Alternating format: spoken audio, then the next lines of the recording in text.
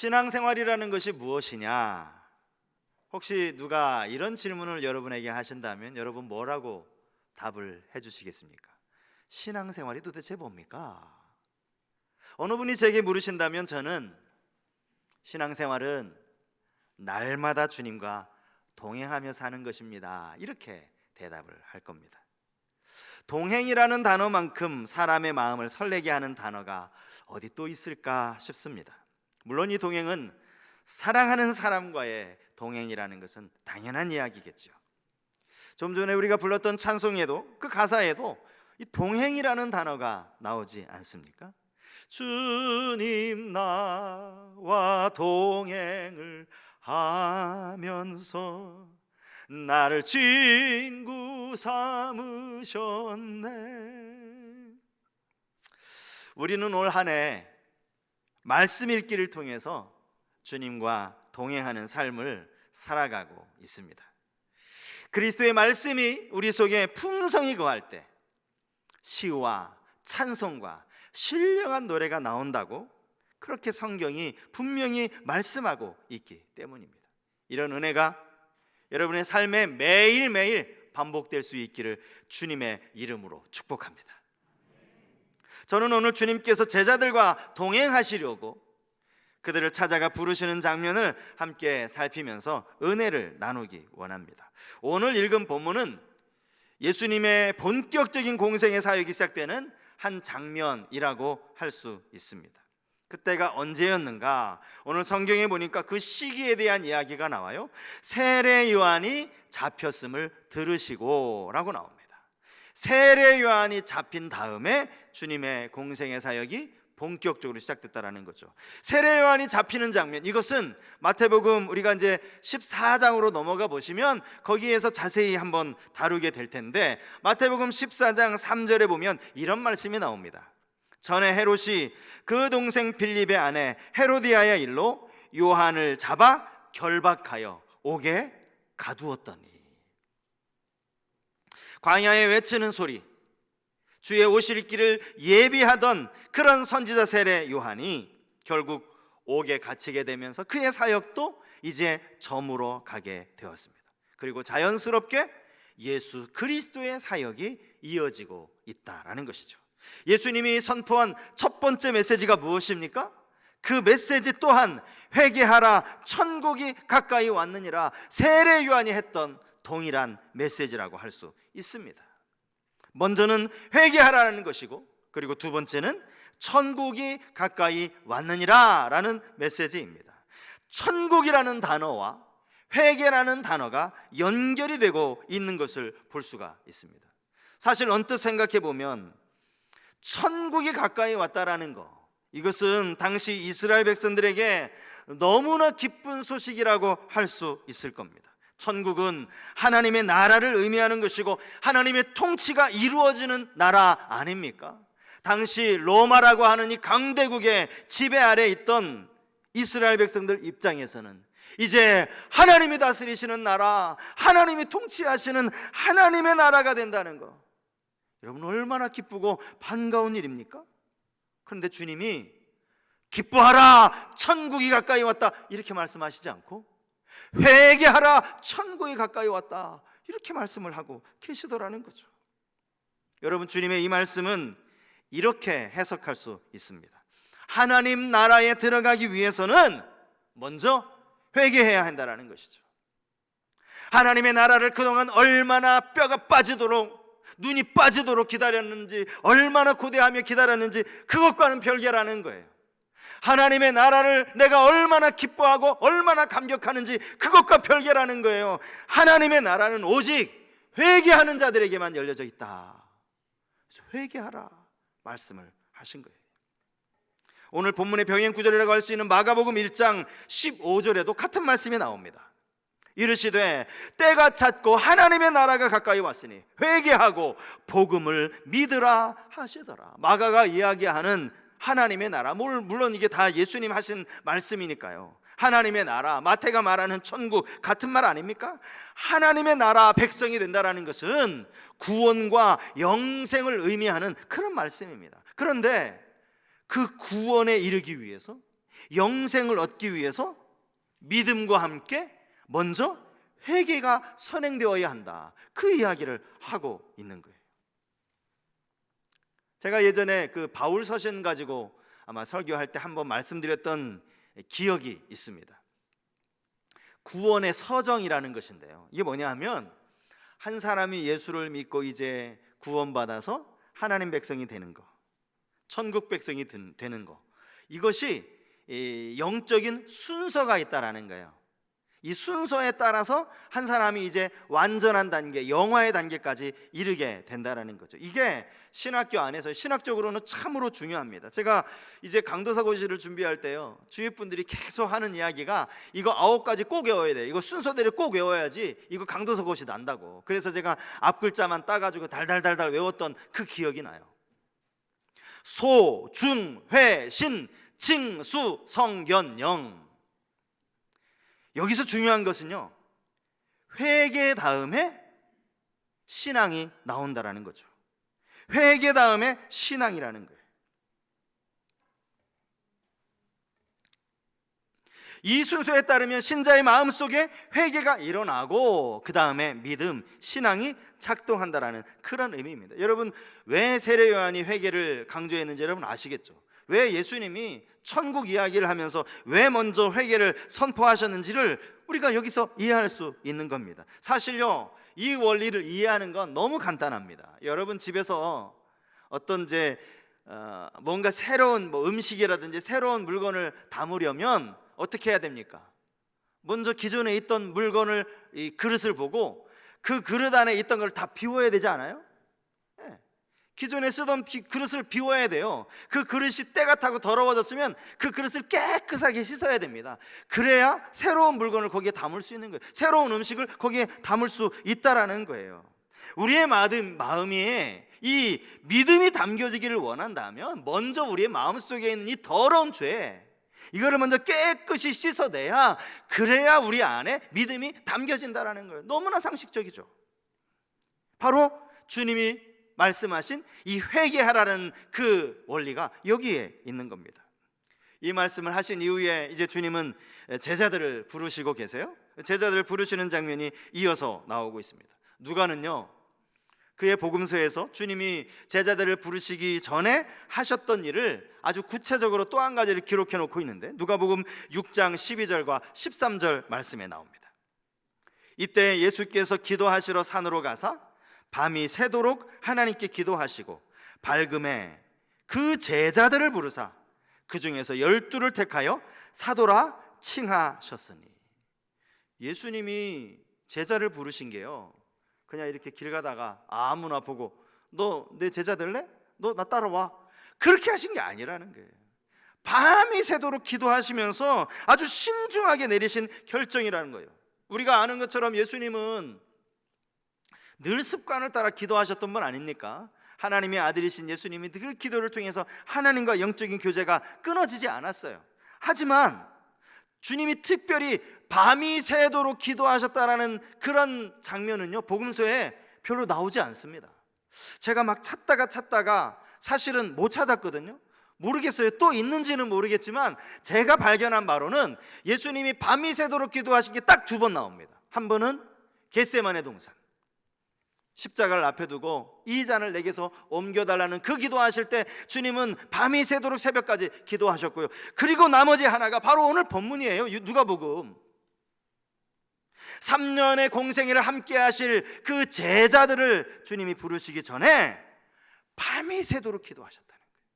그리고 날이 밝음에 제자들을 부르셨다라는 그 말씀입니다.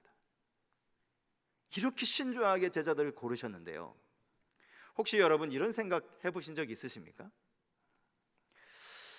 예수님이 굳이 12명의 제자를 이렇게 따로 부르실 필요가 있었을까라는 질문 말입니다. 왜? 예수님 무엇 때문에 꼭 이렇게 제자를 부르셔야만 했을까? 사실 예수님 주위에는요, 언제나 예수님을 따라다니는 무리들이 있었잖아요. 예수님의 말씀도 듣고 예수님의 기적도 보면서 예수님 따라다니는 무리들이 많았어요. 예수님이 만약에 뭔가 사람의 일손이 필요했다면 당신을 따라다니는 누구든지 시키면 돼요. 이것 좀 날라주시겠습니까? 이것 좀 이쪽으로 옮겨주시겠습니까? 이것 좀 대신 들어주시겠습니까? 그러면 누가 거절할 사람이 누가 있어요? 예수님 따라다니는 무리들인데 다 예수님의 부탁한 거 다 들어줄 그런 상황인데, 뭐하러 굳이 그 12명의 제자를, 그 한두 명도 아니고 말이죠, 12명씩이나 그렇게 선택을 하셨을까? 이런 고민 여러분 안 해보셨어요? 복음서를 읽다 보면요, 왜 이런 고민을 하게 되는가 보니까 복음서 안에 예수님이 이 12명의 제자들 덕봤다는 얘기가 없는 거예요. 이렇게 12명 세웠더니 12명이 정말 예수님 보기에 너무나 흡족할 만하게 제자로서 역할을 잘 했다는 내용이 없어요. 성경에 찾아보기가 드뭅니다. 요한복음 2장 23절 이하에 보면 오히려 이런 말씀이 기록되어 있죠. 유월절에 예수께서 예루살렘에 계시니 많은 사람이 그의 행하시는 표적을 보고 그의 이름을 믿었으나 예수는 그의 몸을 그들에게 의탁하지 아니하셨으니 이는 친히 모든 사람을 아심이요, 의탁하지 않았다, 맡기지 않았다는 거예요. 당신의 몸을 의지하지 않았다는, 어느 누군가에게 맡기지 않았다라는 거죠. 예수님 제자들을 사랑하신 건 맞아요. 하지만 제자들에게조차 당신의 몸을 의탁하지는 않으셨다라는 거죠. 신중하게 기도하면서 부르신 12명의 제자들이 과연 예수님에게 어떤 역할을 했느냐라는 것입니다. 여러분, 12명 중에 수제자라고 불리는 사도 베드로 아시죠? 베드로는 예수님을 3번씩이나 부인한 제자입니다. 도마, 부활하신 예수님을 만났다고, 예수님 부활하셨다는 이야기를 자기 동료 제자들로부터 들었지만 그는 도저히 믿을 수 없다라고 의심했던 제자입니다. 그 이름도 유명한 가룟 유다, 예수님을 은 30에 팔아버린 제자 아닙니까? 나머지 제자들도 여러분 한번 보세요. 과연 그 제자들이 예수님을 위해서 무엇을 했다라는 이야기가 어떻게 도왔는지 복음서에 그런 내용이 나오느냐라는 겁니다. 이들 중에는요, 조금 우리에게 아주 생소한 이름들도 있어요. 이들의 이름이 언제 나오는가 보니까 예수님이 이제 12명의 제자를 세우셨다 그러면서 12명의 이름을 쭉 열거할 때 거기 딱 한 번 나와요. 그리고는 우리에게 낯설어요. 자, 여러분, 다데오라는 제자 아십니까? 예수님 12제자 가운데 한 사람이었습니다. 바돌로메, 세베대의 아들 야고보 말고 알페오의 아들 야고보 아세요? 시몬 베드로 말고 가나안인 시몬 아십니까? 이들이 예수님의 12제자 중에 다 한 사람들이라니까요. 성경에 존재감도 없어요. 예수님 제자 명단이 이러이러합니다, 거기 한번 나오고 끝. 물론 역사가들의 기록에 의하면 오순절 성령 강림 이후에 예수님의 이제 12사도, 그 가룟 유다 죽고 다시 새로운 제자가 세워졌기 때문에 결국에는 12사도가 되었죠. 그 12명의 사도 가운데 사도 요한 한 사람을 빼놓고 모든 나머지 사도들이 다 이 역사가의 기록이에요. 다 선교하다가, 복음 전하다가 순교를 당했다, 이런 기록이 남겨져 있습니다. 하지만 그렇더라도 예수님과 함께 사역하던 그 공생의 기간 동안은 그들의 역할이 무엇이었는지가 성경에 기록되어져 있지 않다라는 거예요. 실질적으로 예수님이 이 땅에 육신의 몸을 입고 계셨을 때 그들을 도운 기록이 찾아보기가 쉽지 않다라는 거예요. 여러분, 마태복음을 기록한 저자 마태가 예수님 제자잖아요. 세리 마태.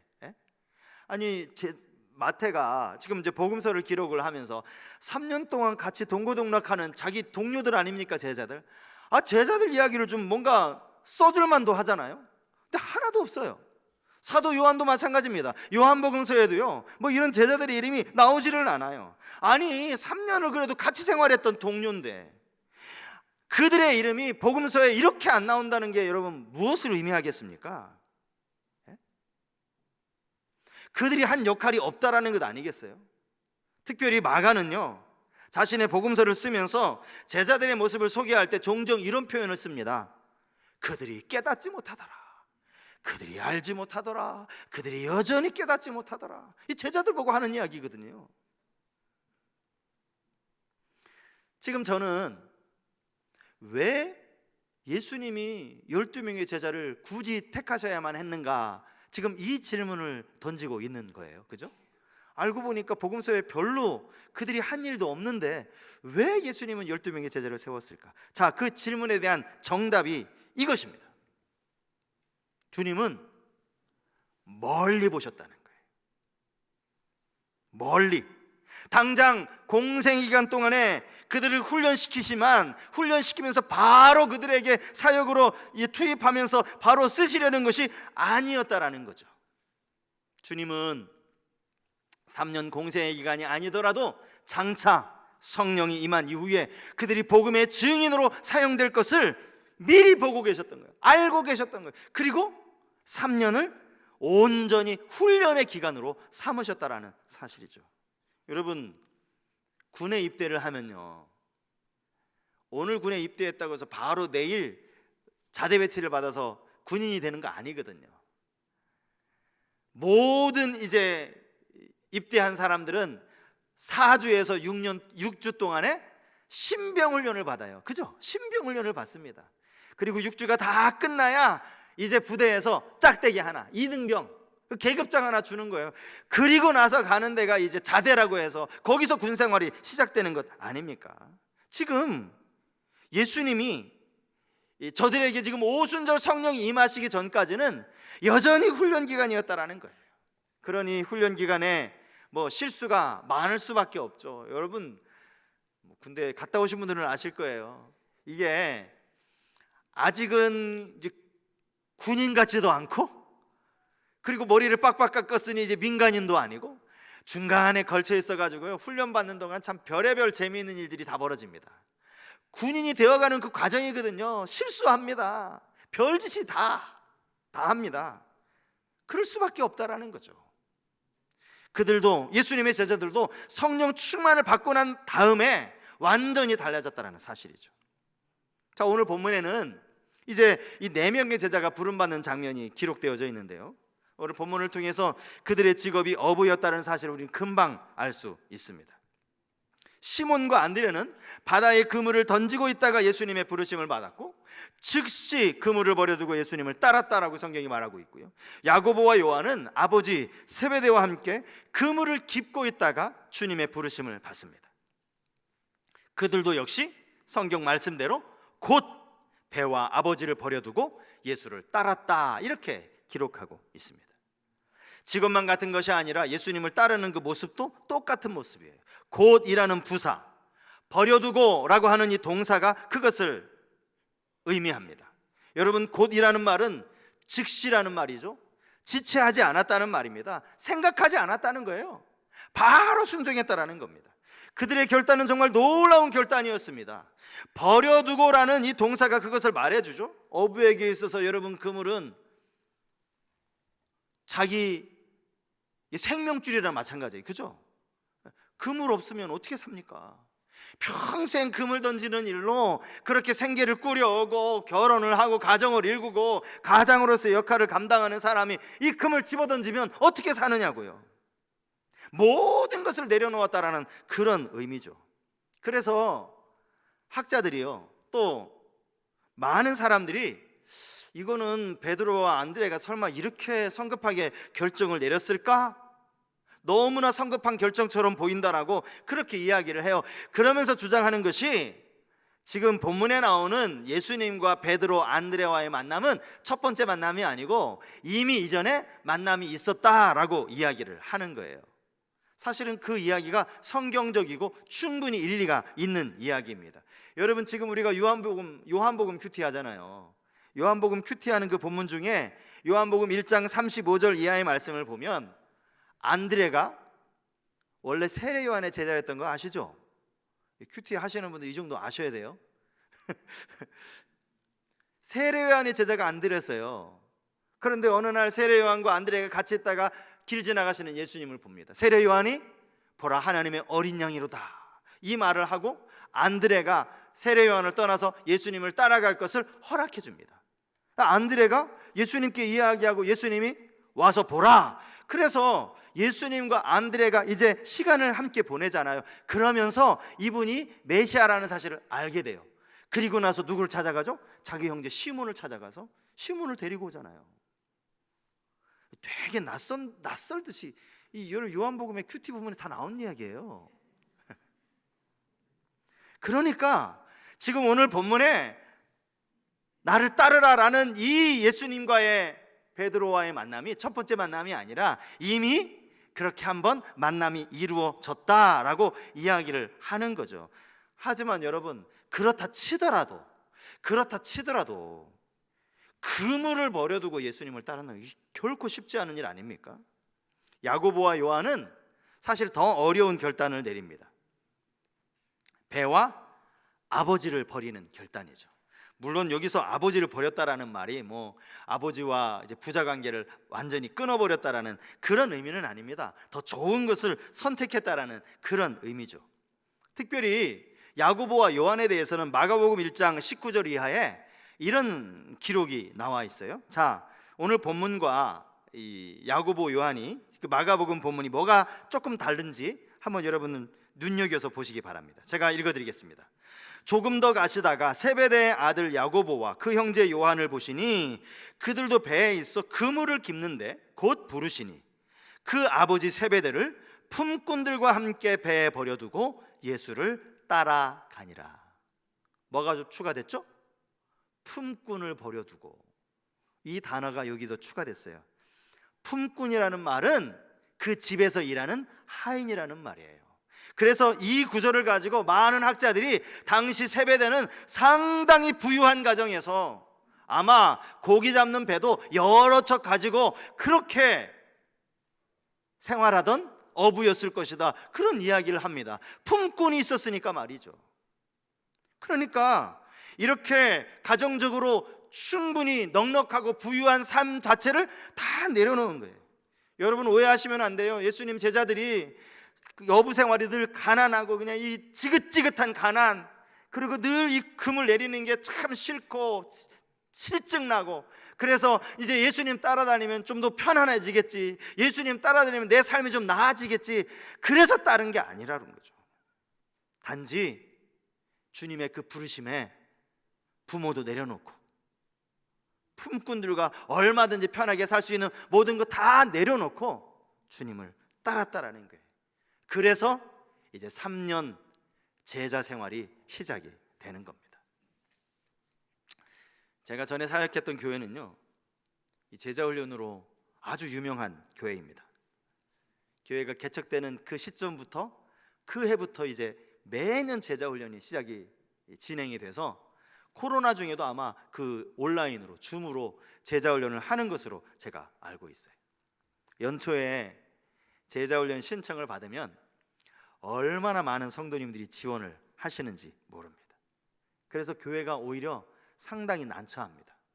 지원하신 분들을 다 훈련을 시키기에는 교육자의 숫자도 모자랄 뿐만 아니라 여러 가지 어려움이 많기 때문이죠. 그래서 훈련을 담당하는 교육자는 한 분 한 분 미리 인터뷰를 해요. 인터뷰를 왜 하느냐? 뭐 여러 가지 그분의 신앙 정도도 알 수 있겠지만 사실은 궁극적으로 그분을 떨어뜨리려고 인터뷰를 하는 거예요. 떨어뜨리려고. 교육자 한 사람이 이제 최대한 훈련할 수 있는 숫자가 12명밖에 안 되거든요. 근데 막 20명씩 지원을 하고 배정을 하다 보니까 뭐 모든 반들이 다 이 정도 훈련생을 받다 보니까 한 10명 가까이는 떨어뜨려야 되는 거예요.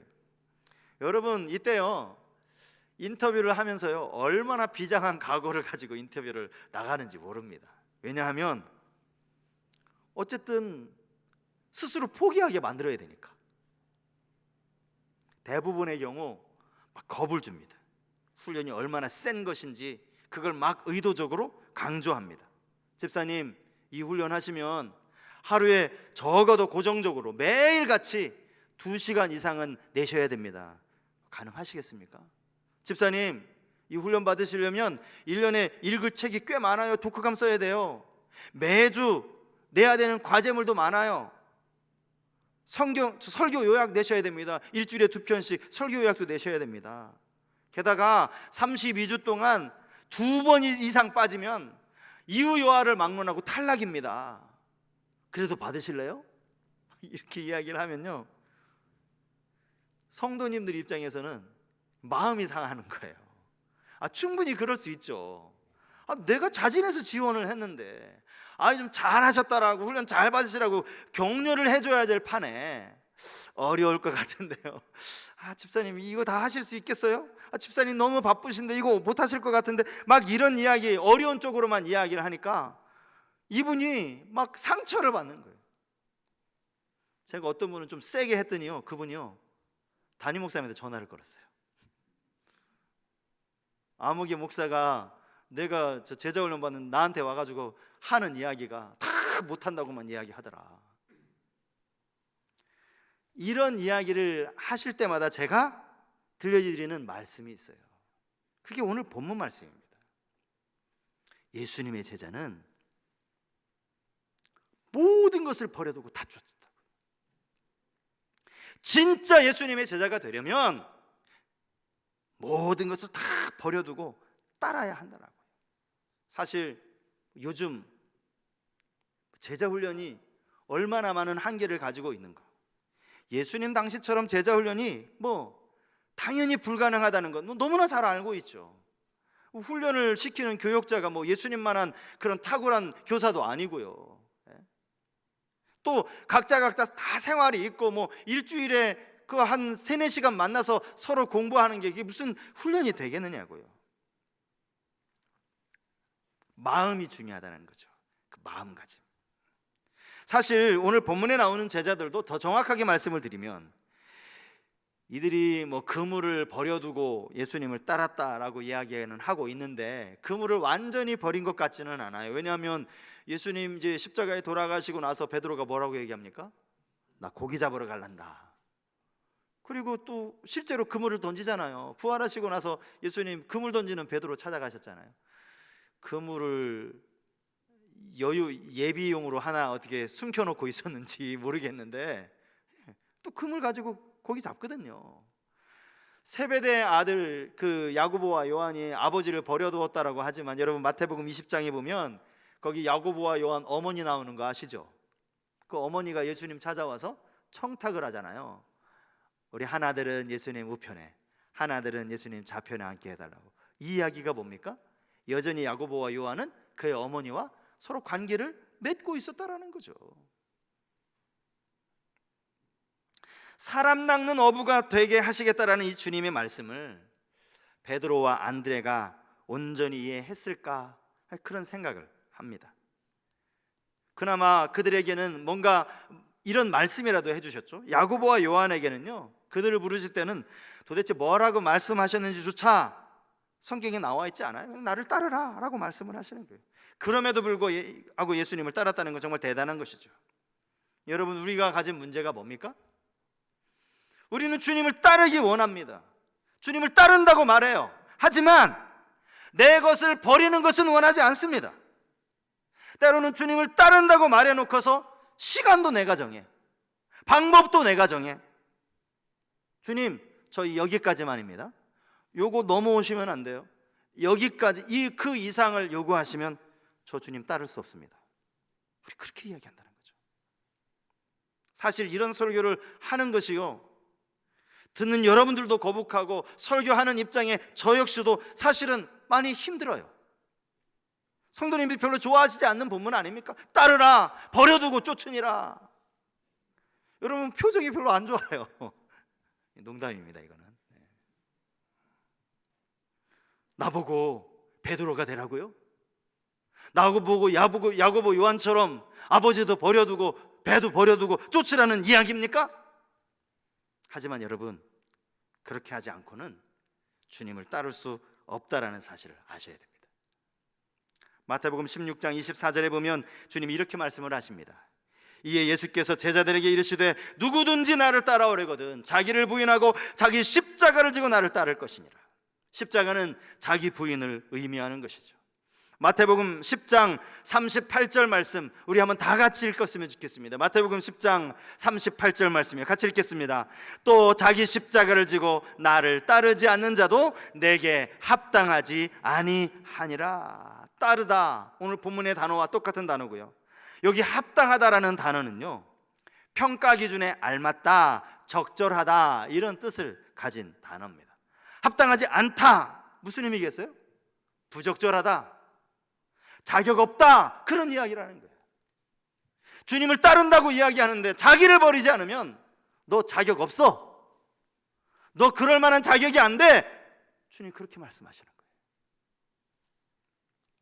저는 예수님이 제자를 부르시는 이 장면을 곰곰이 묵상을 하면서 이게 어떤 면에서는 주님이 그물을 던지시는 것이 아닌가, 그런 생각을 하게 됐습니다. 오늘 제목을 그물 던지시는 예수님이라고 제가 정한 이유도 여기에 있습니다. 지금 제자들을 향하여서 너희를 사람 낚는 어부가 되게 하시겠다라고 말씀을 하셔서 그들이 한 일이 뭐예요? 세상에 나아가서 영혼들을, 그물을 던져서 그 영혼들을 주님 앞으로 인도한 것 아닙니까? 많은 영혼들을 구원해낸 것 아닙니까? 주님은 그것을 위해서 그들을 주님의 제자로 부르시려고 주님도 제자들 향하여 그물을 던지고 계시다라는 거죠.